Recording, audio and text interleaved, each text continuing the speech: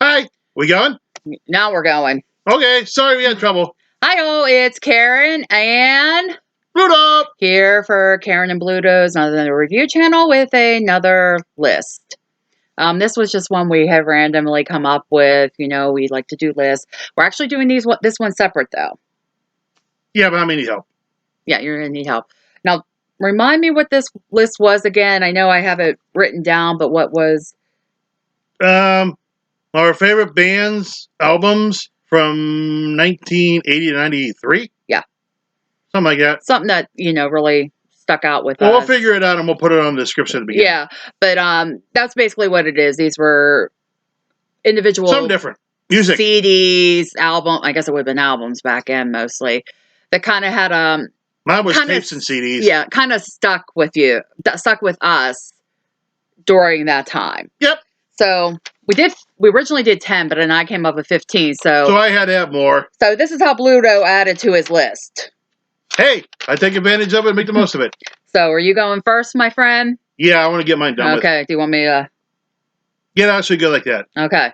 No order, obviously, because my numbers are off. So I got at number 5, but it should be 15.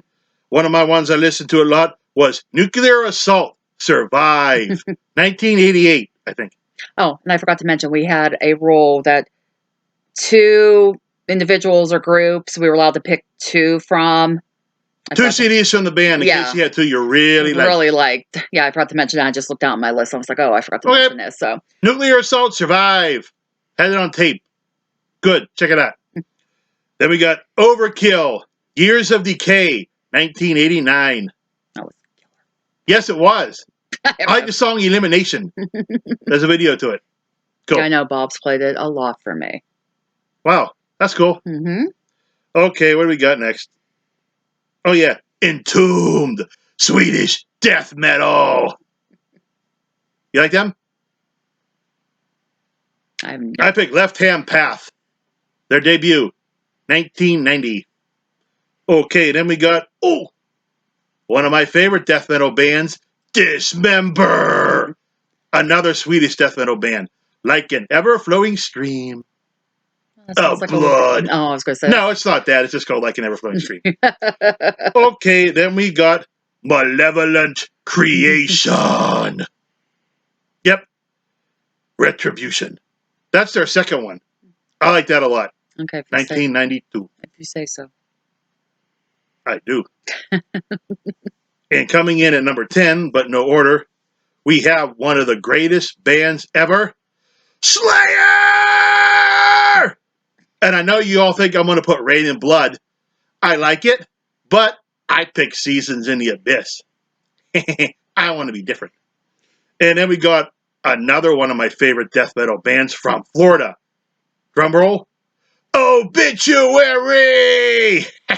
With their debut with the awesome title, Slowly We Rot. 1989. And how old were you in 1989?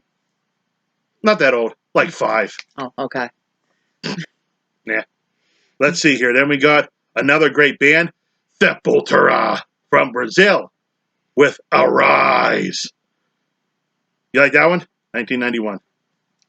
That was before my time. And then coming in next, no pun intended with that, we have Cannibal Corpse, Tomb of the Mutilated. You were like shedding. I'm sorry. Okay, where was Such a brat. Oh, from 1992, which has my favorite track from Cannibal Corpse on it. Hammer Smashed Face. You like it? Okay. Then this is my twofer. Iron Maiden, Number of the Beast, and Power Slave. Enough said. If you don't know what that is, then what's wrong with you? Okay, then we have Metallica with Ride the Lightning. I didn't give the dates for the Iron Maiden. Look it up. 82 and 84. I think. I'm pretty sure. Metallica, Ride the Lightning from 1984. But this was a really, really close one with Master of Puppets. But I picked Ride the Lightning because it has the best Metallica song ever, which is Ride the Lightning. Creeping Death. I love that song. Okay, where was it? Oh, Exodus. Fabulous Disaster, 1989. That has the greatest Exodus song ever, which is, it's a dance song. Oh, I'm drawing a total blank because I think I know what it is, but I can't remember. There's a video to it. A Everybody's doing the Toxic Waltz. I was gonna say, I'm like, I know this probably. Watch that video. It's on YouTube. It is awesome. Then we got Suicidal Tendencies, Lights, Camera, Revolution, 1990. Mm-hmm. Good song. Good album. Then at number 2, we have Judas Priest with Painkiller. That's my favorite Priest. Mm-hmm. I don't know. Why? I don't know. This is good. And number 1 is my twofer. Another one of the greatest bands ever. Pantera! Cowboys from Hell and Vulgar Display of Power. You can listen to those back to back. Back to bat? Yeah, because when you listen to Pantera, you want to smash things with a bat. Oh, okay. I guess. You talk about me messing up when I talk. Oh, Painkiller came out in 1990. Suicidal Tendencies, 1990. I forgot to mention that. And Pantera was 90 and 92. Okay. So that's his 15. And as you probably guessed, mine are totally different from 1980 to 93.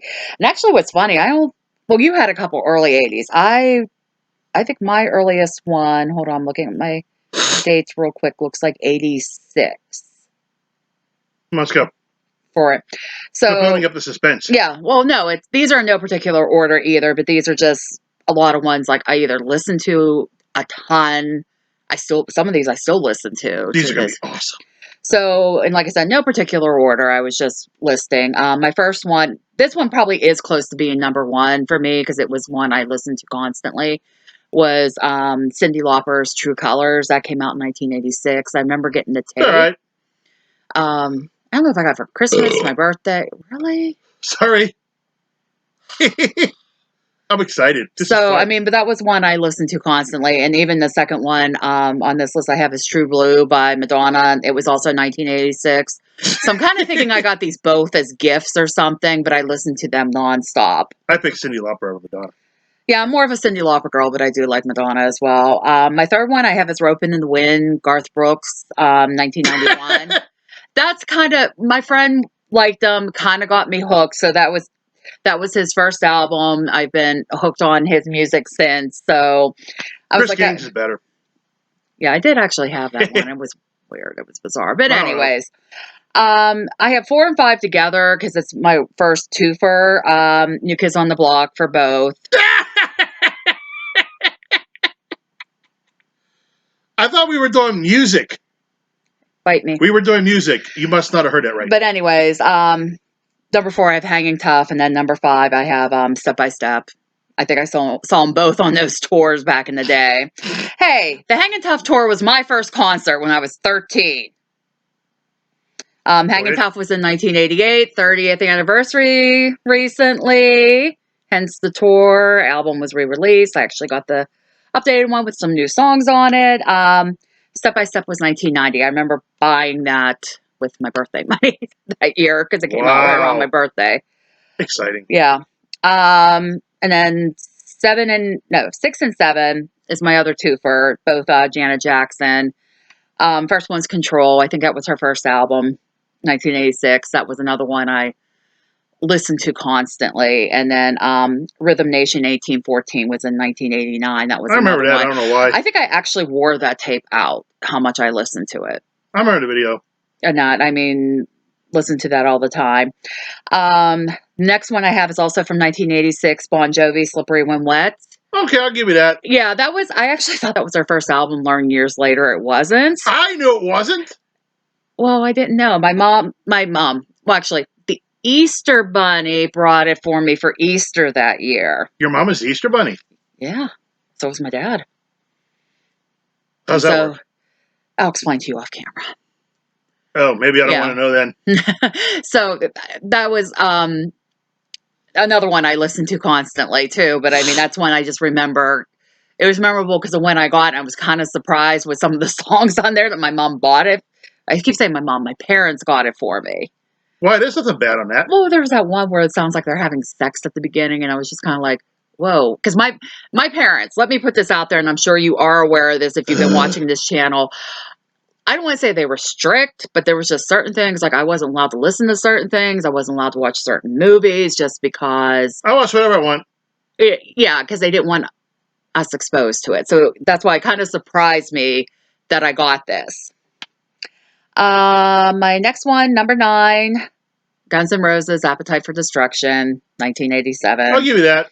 That one's kind of a classic. Maybe if I had 16, I'd have picked that one. Yeah.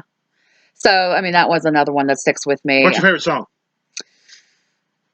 Please don't pick the video one. But I know See, you I will. like Sweet Child of Mine a lot. That's one I can listen to a lot. I like My Michelle. Yeah. Which That's I my do. favorite. And Rocket Queen. Is Mr. Brownstone on that one or no? I can't remember. No. Okay. Yes! Oh, it is. Okay, so I like that song a lot too. What'd you think it was on Lies? I couldn't remember. Sometimes these albums blur together on me. Not to me, they don't. Unless it's Lies. For number 10, I have Poison, Flesh and Blood from 1990. Kind Even of more than every rose thing. What was that called? Oh, but I was saying, ah! I think.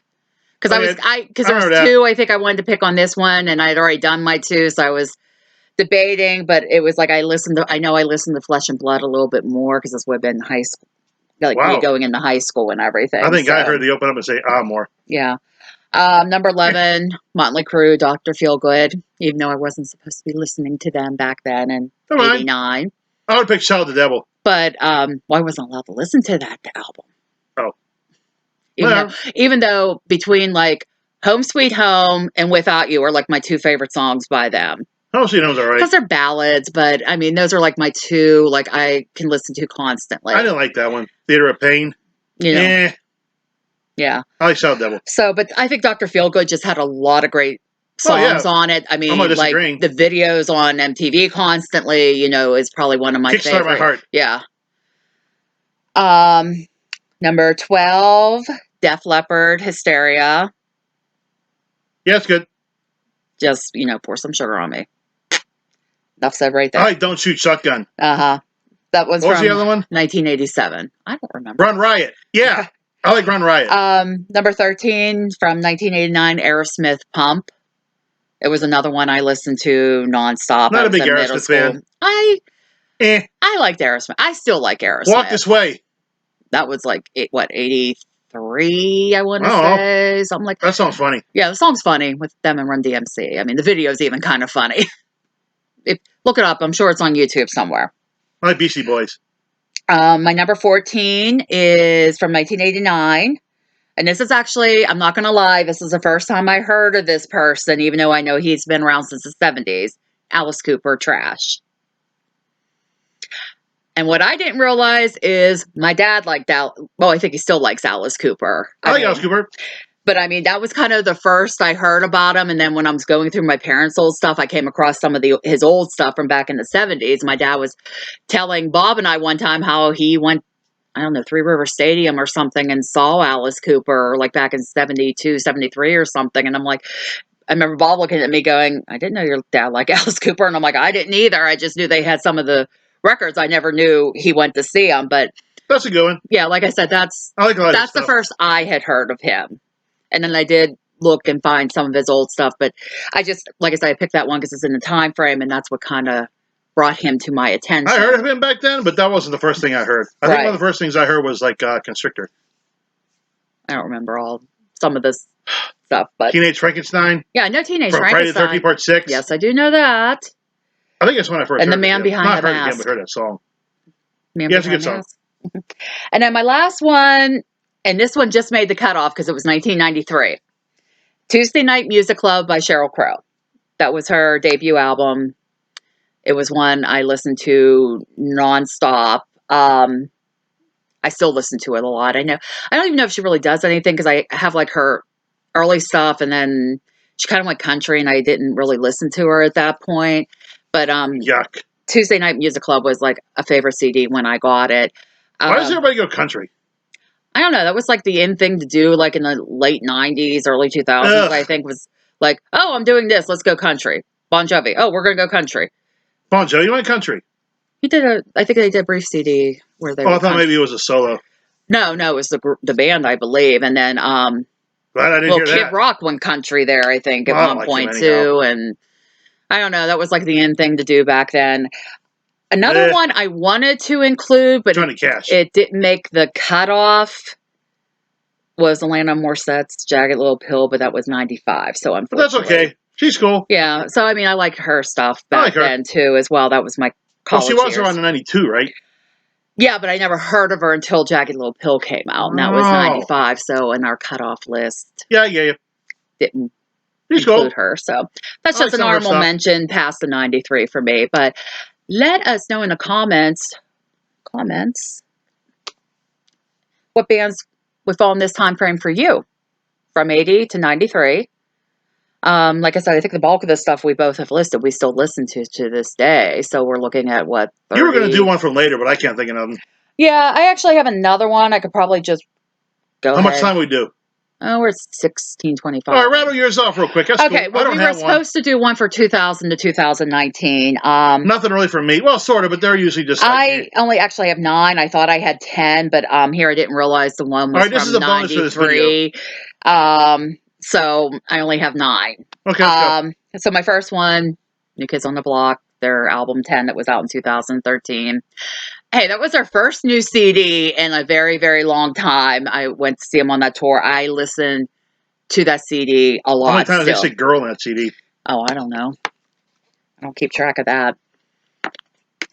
And this one, you're going to kind of chuckle only because I got hooked on this CD, but it was only because I wasn't familiar with their stuff too much at this point. I'm going to go back in 2000. So just try to get an idea. I wasn't familiar with 100% of their stuff, and I got free concert tickets. So I was taking my friend's daughter, and then our receptionist I was working with at that time and her daughter were going. But I got hooked on this CD because I was listening to it nonstop before the concert, so I knew the songs is No Strings Attached by NSYNC.